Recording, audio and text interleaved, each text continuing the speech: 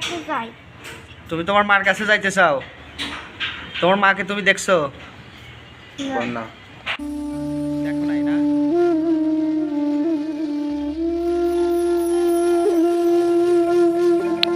সন্তান যেতে চায় মায়ের কাছে, কিন্তু খুঁজে পাচ্ছে না তার বাবা।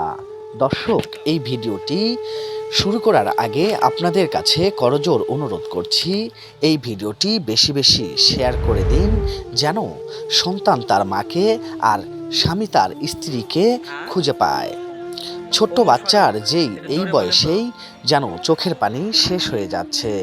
যদিও বাবাই তার এখন সব, তবুও প্রশ্ন থেকে যায়, মায়ের মমতা আর স্নেহ কি এই পৃথিবীতে আর কেউ কাউকে দিতে পারে? মাত্র 7 মাস বয়সেই হারিয়েছে ওমর ফারুক তার মাকে।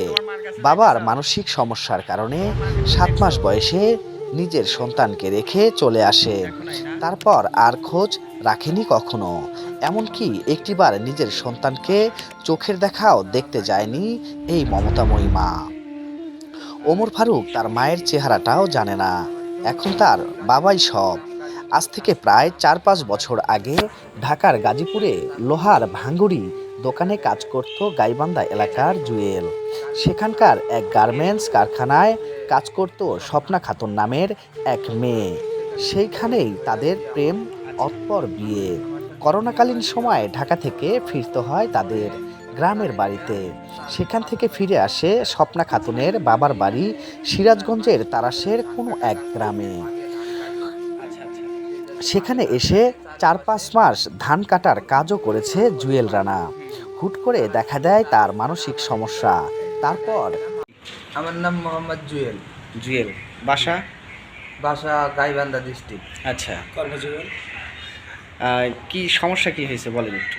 আমার সমস্যা, আমি গাজীপুর থাকতাম, গাজীপুর কাজ করতাম, ভাঙ্গারি দোকানে কাজ করতাম। সেখানে চাকরি করতো। সেখানে থাকে কে চাকরি করতো? গার্মেন্টসে চাকরি করতো। কে সেটা? সে স্বপ্না।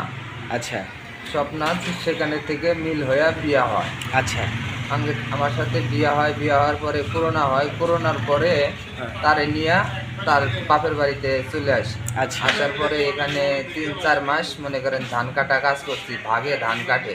আচ্ছা আচ্ছা সেই দেশে ভাগে ধান কাটে, চারুপাশে পুকুর, পুকুরের চারুপাশে বাড়ি। হুম তারাস থানা আমারে ঠিকানা দিছে, সেখানে আইছিলাম। আমার মাথার সমস্যা হওয়ার কারণে সেটি আমি সব ভুলে যাই। ভুলে যাওয়ার পরে সে আমারে থিয়া চলে যাওয়ার পরে আমি তারে এরকম খুঁজতেছি। জুয়েল রানা সহ স্বপ্নাকেও পাঠানো হয় গাইবান্ধা গ্রামের বাড়ি। সেখানেই জন্ম নেয় ওমর ফারুক নামের সন্তান। মাত্র 7 মাসেই তাকে এবং তার অসুস্থ স্বামীকে রেখে চলে আসে স্বপ্না খাতুন। জুয়েল এখন সম্পূর্ণ সুস্থ হয়েছে। তার ছেলেও একটু বড় হয়েছে, কিন্তু ভুলে গেছে আগের সব স্মৃতি। কিছুই মনে করতে পারছে না। এখন সে তার স্ত্রীকে ফিরে পেতে চায়। ওমর ফারুকও চায় তার মাকে। শুধু মনে আছে স্ত্রীর বাড়ি তারাশের কোনো এক গ্রামে। তাই তার দাবি, এই ভিডিওর মাধ্যমে যেন তার স্ত্রীকে ফিরে পায়।